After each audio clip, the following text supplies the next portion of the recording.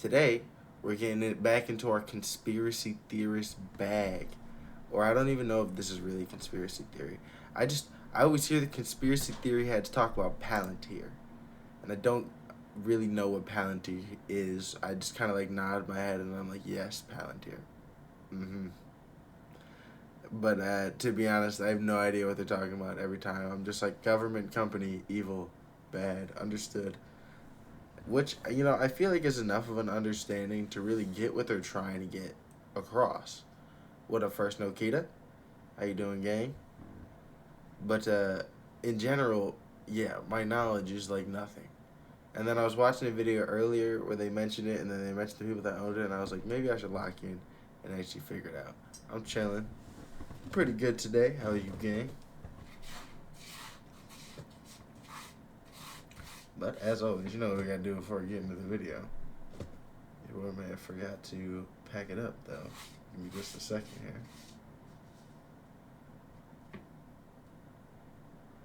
Got to pack it up, pack it up, pack it up, pack it up. Wow. Jake Paul is it? I mean, yeah, fair enough. Fuck Ice Gang, but your name's Jake Paul. It's every day, bro. It's just a funny ass name. But let's hit the bong so we get into this.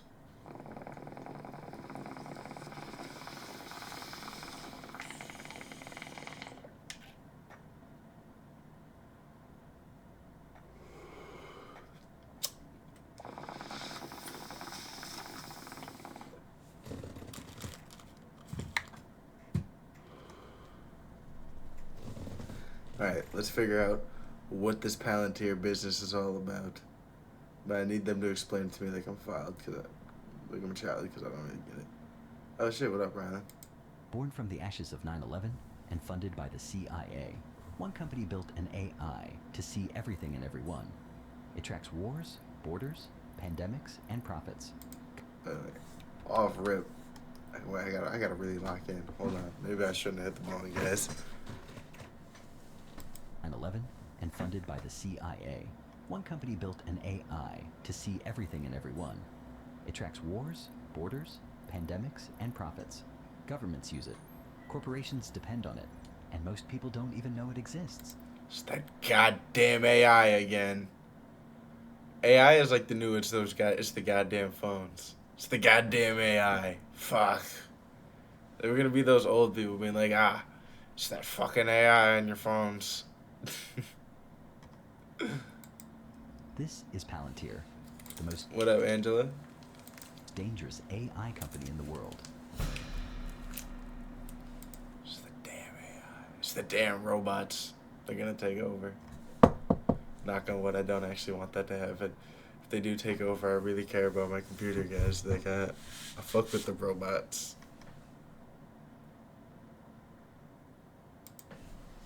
September 11th, 2001.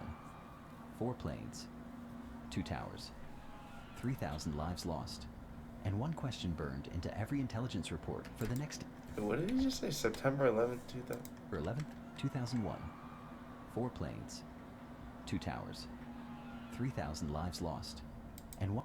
Okay, I feel like him saying 4 planes, 2 towers, 3,000 lives lost is misleading. There was one plane they took back, which is actually kind of a sick-ass story. I've played Geometry Dash before. I'm not that kind of guy. The music fries me. Honestly, I could play that kind of game. The music genuinely fries the shit out of me. I can't do it. But what's it called? Yeah, it's a little misleading. It's more like 3 planes. Did the 4th plane they get back crash still? I don't remember. It's been a long time since I learned about 9/11, to be honest. I mean, rest in peace, everybody, but it's been a while. 2 towers, 3,000 lives lost, and one question burned into every intelligence report for the next decade. How the hell did we not see it coming? We did. See, I don't know. See, that's bullshit. We knew it was coming. We just didn't stop it. Everybody knows. Who was it at the time? Was it Bill Clinton? Or was it... No, it wasn't Bill Clinton. It was... No, it was Bill Clinton, wasn't it? Whoever was the president at the time. They lined that shit up, bro. I ain't gonna cap. The US had all the data. Multiple Just saying. agencies had pieces of the puzzle, but no one connected the dots. There was no single pane of glass. So Silicon Valley stepped in with an idea. What if we built software that could?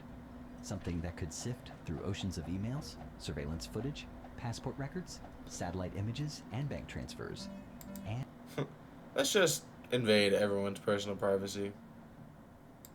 find the next Osama before he booked a plane ticket.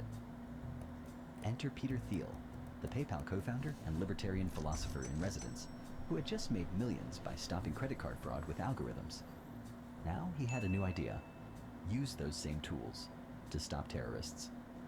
If anti-fraud tools can detect a stolen credit card, why can't we build tools to detect a stolen airplane? He called it Palantir, named after the all-seeing orbs in Lord of the Rings. A fitting name for a company obsessed with visibility and secrecy. Palantir started like a Bond villain's tech startup. Small team, secretive office. Their first investor? Not Sequoia. I mean, they say a small Bond villain's tech startup, but like, gang. I guess it would. I was gonna say he's a billionaire, but then again, most Bond villains are billionaires, so I guess that is completely fitting. Never mind. Not Andreessen Horowitz. It was in QTEL, the CIA. Not in QTEL. I actually have zero idea what in QTEL is. What up, Courtney? CIA's very own venture capital firm. Yes, Oh, the CIA invested. Well, why didn't you just say that from the jump? the CIA has a VC arm. And no, you're not supposed to know that. The goal? Build a platform that could do what... Wait a second. The CIA? Wait, I didn't even really register what he said until he said that. The CIA has a branch where they invest in companies? That... Whoa. I feel like you just gotta look at what the CIA is investing in, you're gonna have a good idea what's about to happen. Shit that's about to pop off. No, you're not supposed to know that. The goal? Build a platform that could do what no human analyst ever could. Spot threats hiding in plain sight. Blend messy, siloed government data, passport logs, drone footage, field reports, into one God view. Now, the problem with this is, what do you classify as a threat? I'm sorry.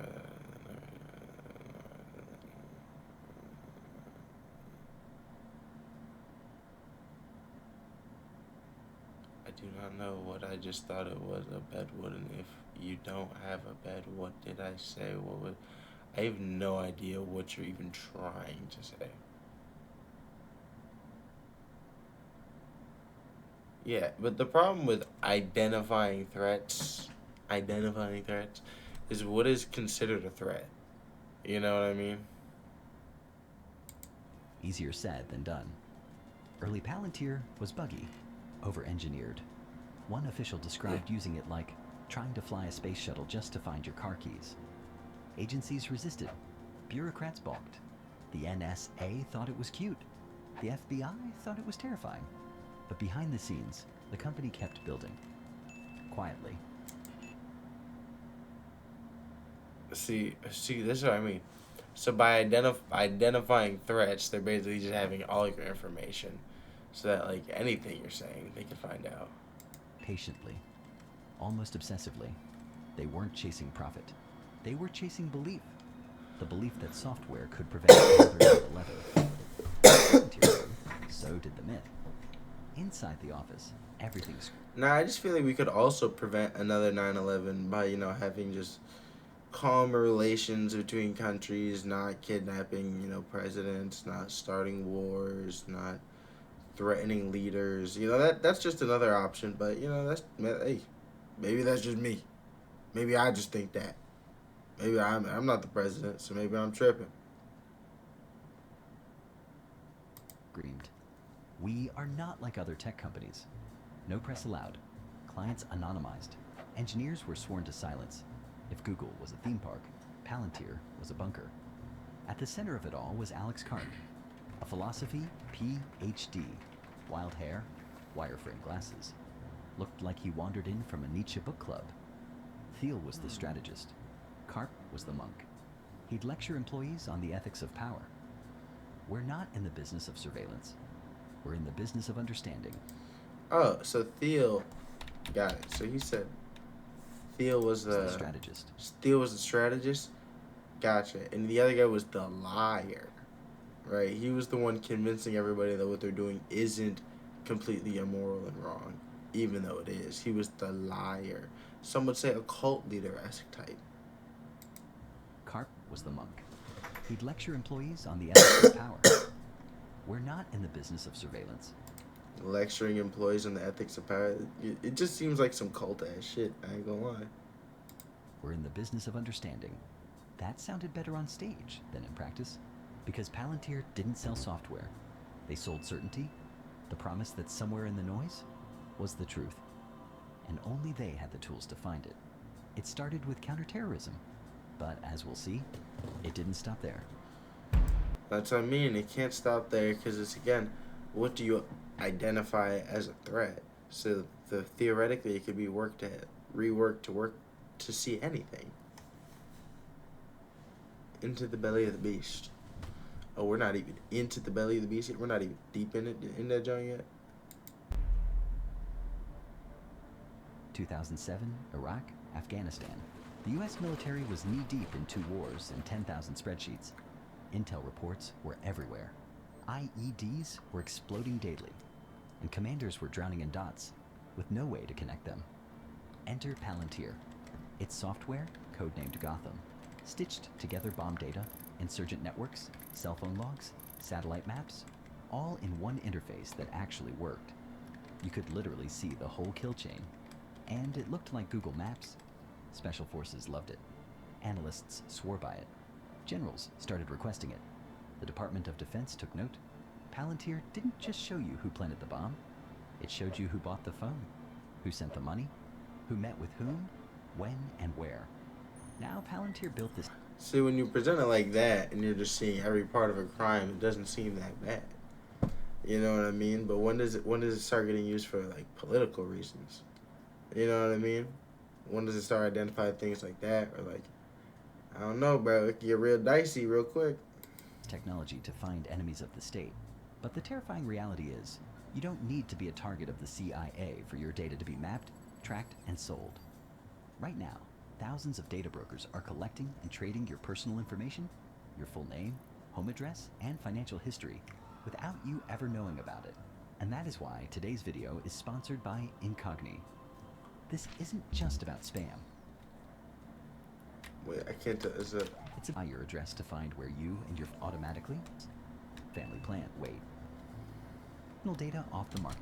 I respect the ad, but I'm not gonna. I'm not watching it. Go to Incogni. Again, 60% up in the wrong hands. In military tech history, the troops wanted the new software, not because it was mandated, but because it might actually save their lives. But in Washington, if you're not invited to the table, you're probably on the menu. And Palantir was not invited. While soldiers were praising it on the ground, back in DC, things got ugly. Who the hell are these guys? No contracts, no clearance, no golf retreats. Well, also, and not to be offensive, but a bunch of military grunts, I tend to not believe are, like, the highest class of intelligent people. No offense. Let's just be for real right now. I appreciate the service and all that, but I'm not saying it's all of them, but there is, reasoning to believe that, people that otherwise wouldn't make it in, like, college or just after high school would go to the military. Just saying. Just throwing that one out there. People that wouldn't be able to, like, conceptualize the other uses outside of battle, especially with all that trauma and PTSD going on. There's a lot of factors to where military soldiers aren't really the best choice of person to see how society should run. They're not in the club. Palantir had no lobbyists. No revolving door hires, no steak dinners with procurement officers. When the Army tried to award a $200 million intel contract to a legacy contractor, no competition, Palantir did the unthinkable. They sued. Yes, a Silicon Valley startup sued the US Army and won. A federal judge ruled that the Army had broken the law. Okay, a Silicon Valley startup. It was started by billionaires, bro. Like, saying that like there was like the underdogs with no money. Like they had billions of dollars. It wasn't the most crazy thing for them to win. By refusing to even consider Palantir's software, even though soldiers were already using it in the field. The message was clear. Innovation wasn't optional anymore, but neither was controversy. By now, Palantir had proven itself in war zones. So the question became, what else could it do? Turns out, a lot. Immigration and Customs Enforcement signed on. The Department of Homeland Security followed. Soon, Palantir was being used not to fight terrorists abroad, but to track people at home. Software that once helped stop IEDs was now identifying undocumented workers, mapping social networks, predicting threat levels. This guy's cousin rented a truck near a known safe house, suggesting he may be a courier. Recommend detention. Translation: his cousin drives a Honda. Pick him up. Civil rights groups were alarmed. Immigrant... See, this is what I'm saying. Right? What defines a threat? And shit like this starts happening. Communities felt surveilled? And inside Palantir, some employees started asking, is this what we signed up for? Internal letters leaked. Protests bubbled. One engineer resigned, saying, I wanted to stop terrorists, not deport families. But outside the office, contracts kept coming.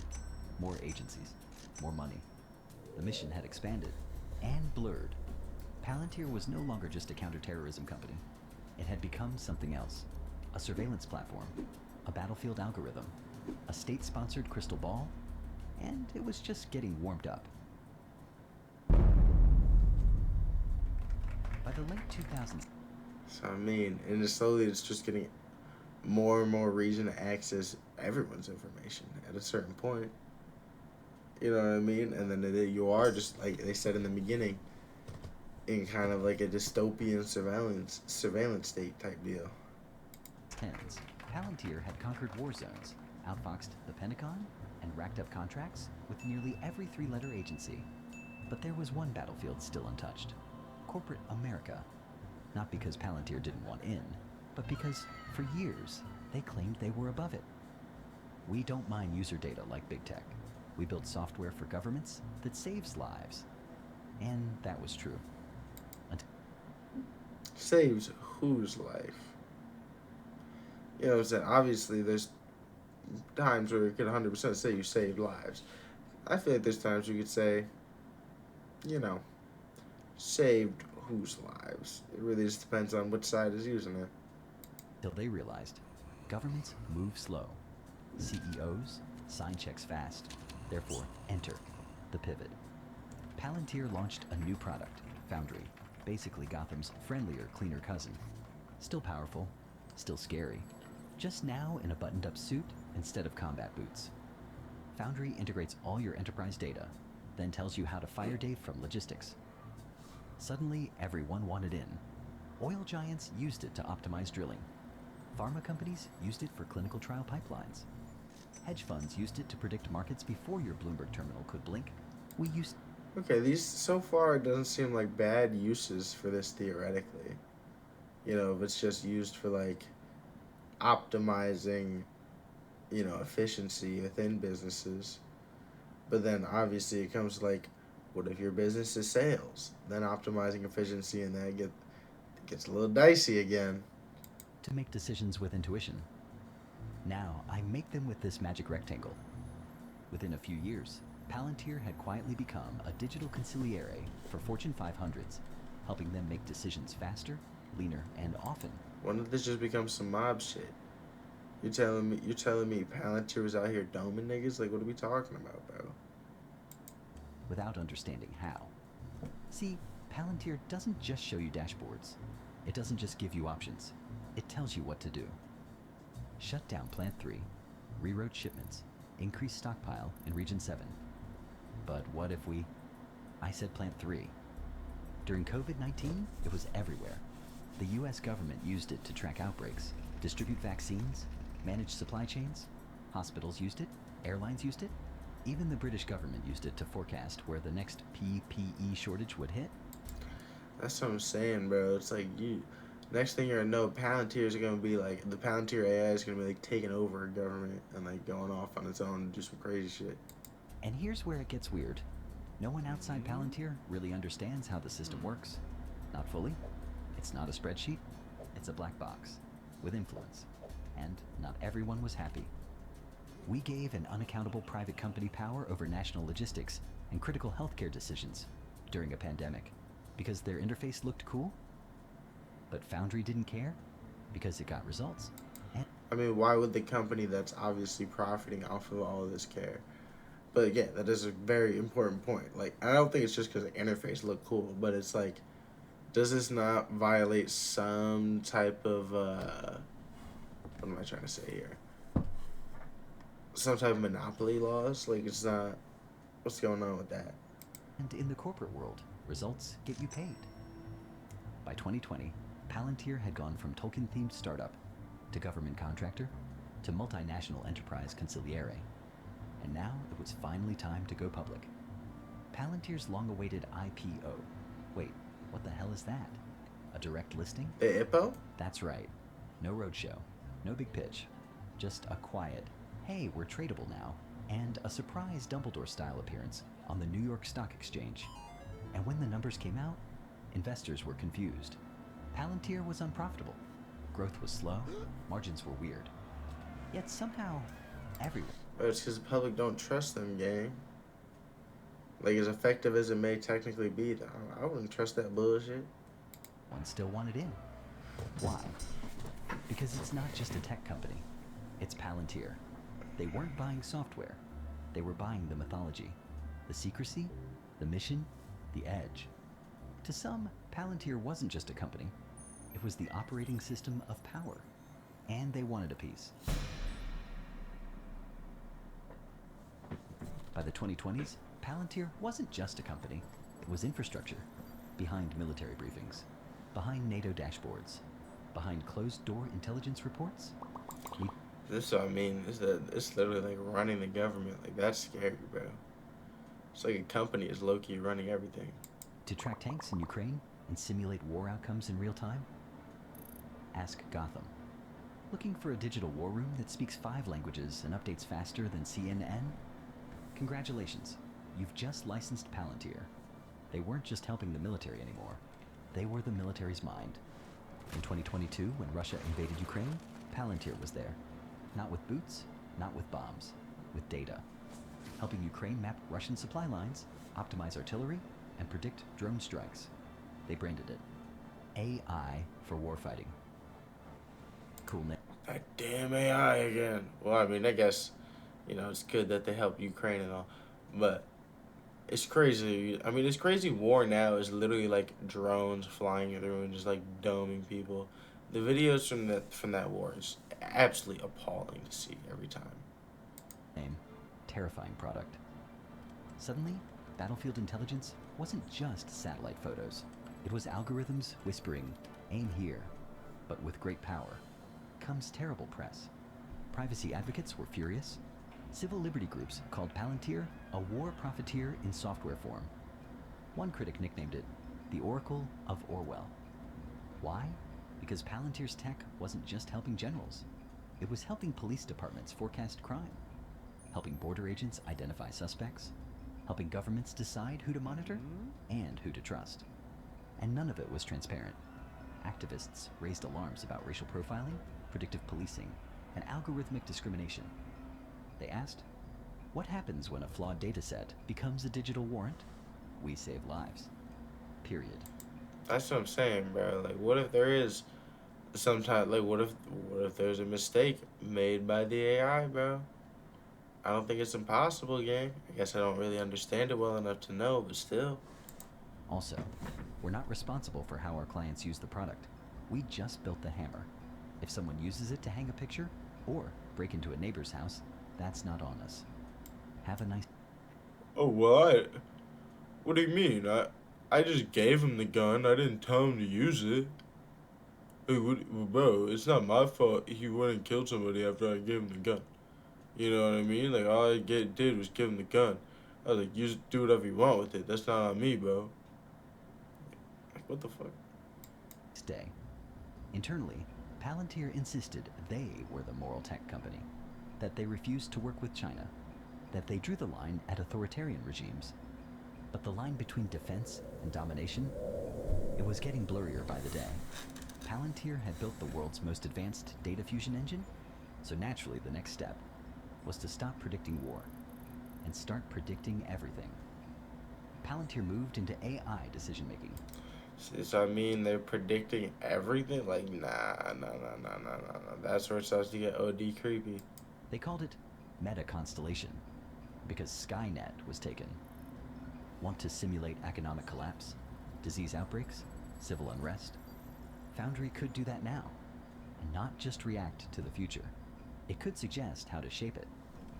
Governments quietly began using it for long-term planning. Corporations ran it on their entire supply chains. Palantir began calling itself the operating system for the modern enterprise. And that's what I mean. Wouldn't that also mean all of the data from any of that world leaders around the world seemingly are using? Wouldn't that be at Palantir's disposal? Like, that's crazy. That company legit basically runs the world.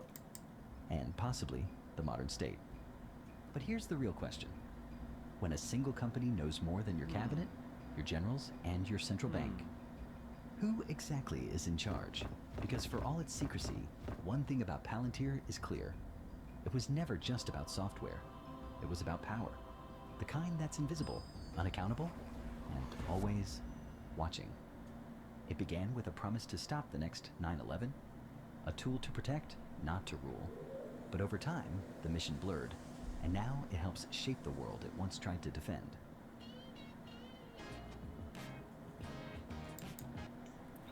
Solid video, right? Definitely gives me a better idea of what Palantir is. Definitely also increases my amount of conspiracy theories. I get why every time I talk conspiracy theory guy, they're like, oh, but Palantir, that should be crazy. Because that shit sounded wild, gang. What the fuck? But I mean, gang, there's so much shit going on in the government that as a regular person, we may probably never know in our lifetime until it either gets released in like documents form in the future, or it's like way past our lifetime and it's like discovered and people are like, yo, what the fuck was going on, bro? It is actually crazy. But we're about to move on to the next video, so if you're watching on the YouTube video after, come check out the stream sometime. Let me know anything else you might want me to react to. I'll thank you, and we're about to go to the next one. Like I just said. Duh.